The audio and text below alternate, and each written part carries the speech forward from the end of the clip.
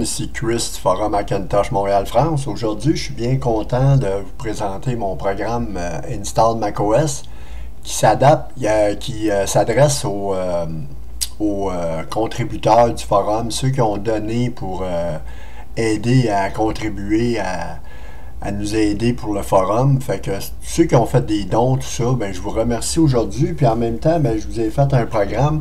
Puis j'ai ouvert une nouvelle section qui va s'adresser uniquement aux donateurs du forum. Comme vous pouvez voir ici, quand vous allez dans le coin des génies, là, maintenant, là, il y a une sous-section qui est ajoutée ici. Fait que pour passer, vous pouvez passer par ici pour y aller, mais pour passer plus rapidement, ben, vous passez par ici, puis vous allez directement sur le sujet on parle aujourd'hui. Puis de toute façon, le sujet va être terminé après cette vidéo-là. Fait que je suis très content, puis tous les gens qui ont contribué au forum, ben, sont dans le groupe contributeurs. Fait que c'est des gens qui vont pouvoir télécharger le fichier, puis ils vont pouvoir poster, puis écrire, puis créer des nouveaux sujets dans cette section-là. Fait que ça, c'est tous ceux que je connais, les contributeurs. Puis c'est sûr que s'il y en a d'autres, ben, vous avez juste à m'envoyer un message privé ou un email pour que je vous ajoute à la liste des contributeurs, pour que vous ayez accès à ce forum-là. Fait que pour ce faire, maintenant, du coup, vous avez téléchargé le programme pour tous ceux qui vont l'utiliser. Ben, on le déplace sur notre bureau. Et voilà, maintenant, on peut éjecter l'image disque. Vous l'allez voir, c'est un programme qui est vraiment super, il est fantastique. Écoutez, il utilise des outils encore que je suis persuadé que les gens n'ont même pas vu dans le Macintosh et dans Mac.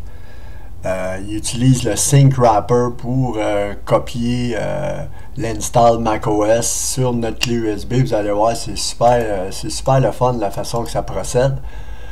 Fait que tout ce que vous avez à faire, du coup, vous avez votre clé USB de brancher. Fait que voyez-vous, pour cette pop-up là, vous faites toujours ouvrir là-dessus, comme ça, ben, vous n'aurez pas de problème. Fait que du coup qu'il est ouvert, du coup que le programme est ouvert, vous avez les options Clover. Ça, je vais vous le montrer après, parce que si vous lisez bien, Clover va être installé automatiquement sur la clé USB si vous le voulez ou si vous ne le voulez pas. Vous allez voir à la fin, Clover est installé en mode ESP qui peut booter les machines UEFI et Legacy. Fait que c'est bien indiqué ici, fait que c'est important de lire le programme. Fait que moi, j'utilise un disque dur externe pour créer la clé aujourd'hui, ça va aller beaucoup plus rapidement. Fait qu'on fait continuer là-dessus, puis comme je vous ai dit, les options Clover, je vais vous les montrer après. Je vais faire une installation de macOS Catalina, le dernier installer d'Apple, 10.15.5. Fait qu'on pouvait faire une installation de iSierra, de Catalina et de Mojave. Fait que il y a trois macOS qu'on peut utiliser, les trois derniers avec ce programme-là. Fait que moi je vais choisir Catalina. Fait que là, voyez-vous, on lit bien les étapes. C'est d'aller dans l'utilitaire de disque. On va venir formater notre clé USB ou notre disque externe en une partition. Vous venez cliquer ici sur la partition entière et vous choisissez le GUID et la macOS étendue journalisée, le format. Fait que vous pouvez le nommer le nom que vous voulez pour l'instant. C'est pas important. De toute façon, il va être renommé par le programme. Vous allez voir, c'est un programme qui est ultra rapide, puis comme je vous le dis, il utilise un AirSync Wrapper, fait que ça va très très vite, puis de toute façon, je vais poster des liens de ce qu'on utilise pour ce programme-là, c'est super intéressant. Fait que vous devez quitter l'utilitaire de disque pour poursuivre. Maintenant, on va venir sélectionner le volume qu'on a formaté au préalable, puis on appuie sur OK. Bon, le seul temps qu'on doit entrer notre mot de passe, c'est ici.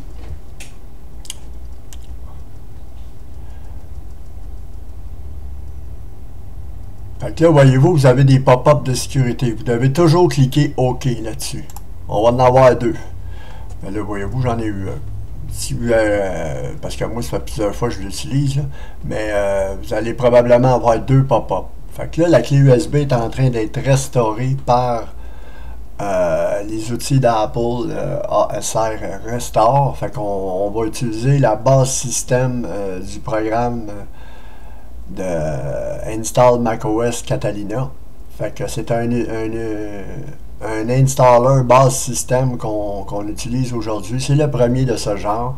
Puis vous allez voir, il est vraiment ultra, il est vraiment le fun à utiliser, il est vraiment rapide, très facile d'utilisation, puis il ne se trompe pas. Fait que si vous avez un disque dur, vous cliquez là-dessus, vous ignorez. Bon, maintenant, voyez-vous là? Fait que le temps d'installation sur un disque, c'est 15 à 20 minutes sur une clé USB standard, puis sur un disque externe, ben c'est de 3 à 4 minutes, puis ça peut être même de 1 à 2 minutes. Fait qu'on vient cliquer sur OK.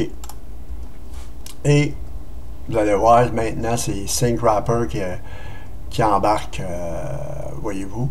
Fait que c'est ça qui est vraiment intéressant. Fait qu'on a toutes les indications, puis vous allez voir tout à la fin du programme, on va avoir un log qui va être démontré par le programme de l'installation d'Install macOS.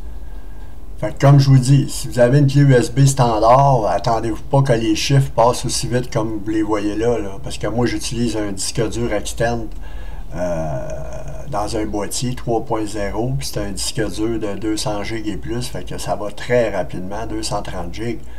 Fait que c'est une clé USB qui va être créée en dedans d'à peu près une minute.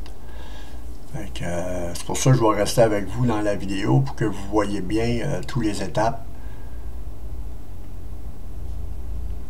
Puis à la fin, ben, on va avoir le pop-up pour installer Clover en mode ESP automatiquement si on clique sur terminer, ou si on fait quitter, ben, il n'y aura pas de Clover d'installer, puis la clé USB elle va être utilisable pour les vrais Mac uniquement. Parce que si vous n'avez pas de bootloader, c'est sûr que votre clé USB elle ne bootera pas. Puis la post-installation pour les options Clover, je vais vous le montrer dans une autre vidéo, parce que je vais vous le montrer un petit peu dans cette vidéo-là, mais la finalisation, j'ai fait une installation de High Sierra 10.13 parce que, comme je vous ai dit, le programme il fait 10.13 à 10.15. Fait que j'ai installé High Sierra sur un disque dur externe. Fait que je vais faire la post-installation de Clover sur High Sierra. Vous allez voir, c'est super intéressant, puis c'est des outils inédits que personne n'a vu jusqu'à présent. Puis c'est quelque chose à avoir sous la main, comme on peut dire. C'est un programme qui est vraiment utile, puis je suis content de le partager pour tous ceux qui ont donné. Voyez-vous là? Fait que tout ce qui a été installé par le wrapper, ben, c'est ça ici. Fait que là, notre clé USB, elle est parfaitement complétée. Fait qu'on vient cliquer sur OK. Puis maintenant, voyez-vous là, Install macOS complété avec succès. Cliquez sur OK pour terminer l'installation de Clover. Cliquez sur Terminer pour installer Clover FI et quitter sans avoir installé Clover pour utiliser le volume sur des vrais Mac. Fait que si on quitte, il n'y aura pas de Clover. Note, si on ne fait pas de choix, dans 40 secondes, Clover s'installe automatiquement sur la clé. Comme moi, si je le laisserai là pendant 40 secondes, il va s'installer automatiquement. Fait que là, je vais cliquer sur Terminer pour vous montrer. De toute façon, on n'a rien à le laisser là, on va étirer la vidéo. Fait que là, Clover va s'installer en mode ESP sur cette clé USB-là. Elle va permettre de booter des configs Legacy et des configs UEFI. C'est Clover R5119, le dernier Clover à jour, en date d'aujourd'hui. Fait que voyez-vous, installation complétée avec succès. Maintenant, ma clé USB, elle est parfaitement bootable avec Clover FI installé R5119, comme vous voyez ici, en mode ESP.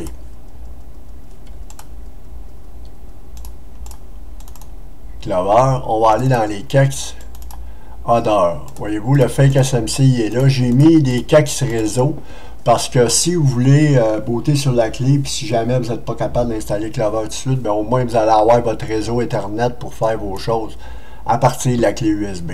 Fait que ceux que les réseaux sont supportés, ben, en arrivant sur le bureau de macOS, vous allez avoir en bootant par la clé, vous allez avoir directement vos réseaux. Puis j'ai mis le config laptop pour ceux qui utilisent des laptops. Puis le config.plis il est ici. Fait que comme vous voyez, les CACs, on va retourner, voyez-vous, vous avez même le Voodoo PS2 contrôleur pour les portables. Fait que ceux qui utilisent des portables, vous allez avoir le Voodoo PS2 contrôleur. Fait que cette clé USB-là, elle est parfaitement bootable.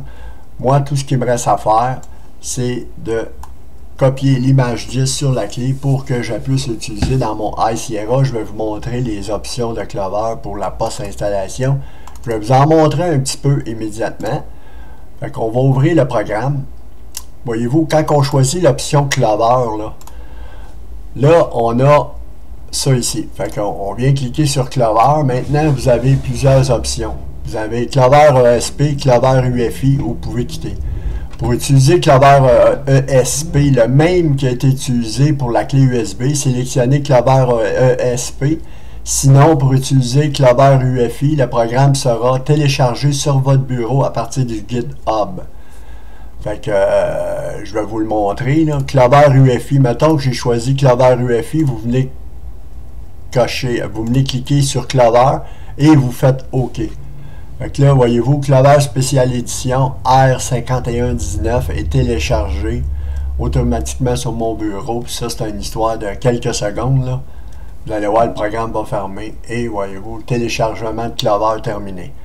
Ça, c'est Clover Special Edition R5119, celui qui est sur mon GitHub, le même que vous avez sur le forum ou si vous le compilez vous-même. Fait que je vais vous montrer l'option de Clover ESP. Fait que si j'aurais venu choisir Clover ESP, voyez-vous, là j'ai des options différentes. Parce que pour macOS Catalina, si vous utilisez, voyez-vous, sélectionnez SSD disque RW car il faut mettre le disque en lecture-écriture avant d'utiliser le paquet Clover ESP. Car ce programme ne met pas le disque en lecture-écriture automatiquement comme Clover Special Edition. Après avoir utilisé SSD disque RW, retournez ouvrir Clover ESP. Fait qu'on vient dans le programme puis on vient ouvrir Clover ESP. Bon, note, pour SSD RW n'est aucunement nécessaire pour High Sierra et Mojave. Si votre disque est déjà en lecture-écriture, sélectionnez Clover ESP et le programme ouvrira. Fait que je vais l'ouvrir, je vais vous le montrer. C'est un beau petit programme que j'ai créé. C'est le même programme que je viens d'installer sur la clé USB, c'est lui ça. Fait que vous le voyez pas là parce qu'il s'installe automatiquement, mais voyez comme c'est joli. Fait que c'est une interface qui est assez belle, oui. Fait que ici, voyez-vous qu'est-ce qui est indiqué. Fait qu'on fait continuer là-dessus. Tu m'attends qu'on voudrait l'installer. Toute la licence est bien indiquée. Fait qu'on fait continuer, on accepte. Puis on vient l'installer sur... on peut changer l'emplacement de l'installation. Vous pouvez l'installer sur ce que vous voulez. Comprenez? Fait que je vais vous faire une démonstration de la post-installation sur mon High Sierra, comme je vous ai dit. Fait que je vais éjecter Clover Special Edition. Puis si vous ne connaissez pas Clover Special Edition, il faut que vous allez sur le poste de Clover Special Edition pour pouvoir l'utiliser. Fait que c'était ma première vidéo. Je vous remercie. Je remercie tous les contributeurs du forum. C'est Chris du forum Hackintosh Montréal France. À la prochaine.